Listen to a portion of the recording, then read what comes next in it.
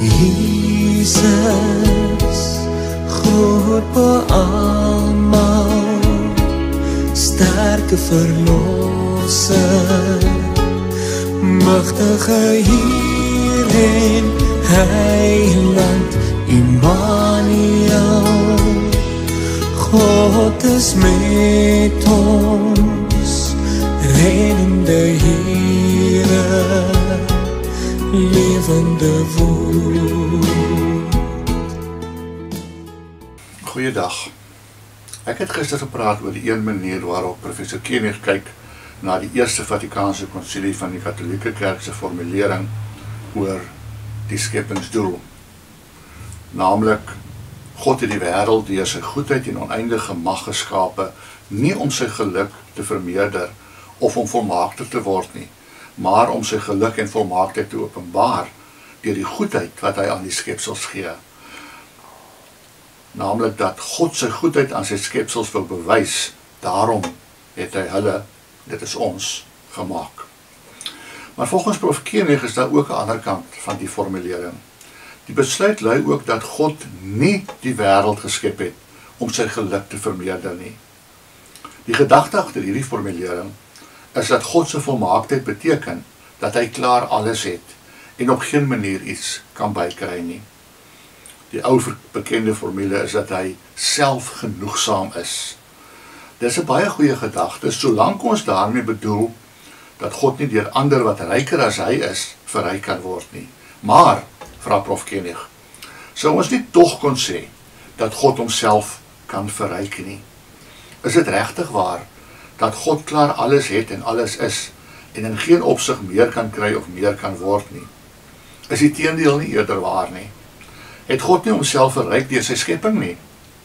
Hy het die eer en heerlikheid bygekry wat sy skepsels hom gee, wat hy nooit tevore gehad het nie, omdat daar nog nie skepsels was nie. Het hy nie in verhoudings gekom waarin hy nie tevore was nie, en ook nuwe ervarings gehad nie.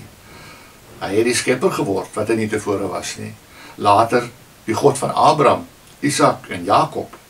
Later die teleurgestelde God, omdat Israel so ontrou aan hom is. Nog later die Vader wat die hoogste offer gebring het. Dink maar net aan die geweldige geskiedenis wat God deur die eeue deurgemaak het met Israel en later met die kerk en die wêreld.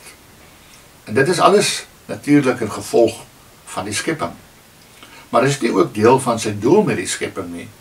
Was dit nie dalk regtig iets wat God bedoel het nie, om met mense in gemeenskap te leef en hulle in sy heerlikheid te laat deel nie?